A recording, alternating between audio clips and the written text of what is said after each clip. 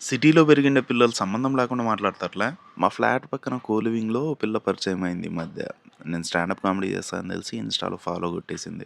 రాత్రి 12 గంటలకు ఓ రోజు మెసేజ్ చేసింది. హారర్ మూవీ చూడాలనుకుంటున్నా. ఒంటరిగా చూడాలంటే భయమేస్తంది అని.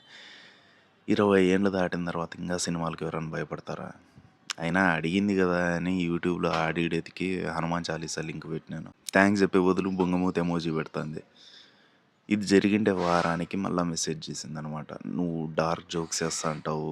నువ్వెప్పుడన్నా లోన్‌లీగా ఫీల్ అయితే you can always call this booty" అని. ఫారిన్ చదువులు చదివి ఏం లాభం? బ్యూటీ స్పెల్లింగ్ బీఓఓటీవై అని రాస్తారా ఎవరన్నా?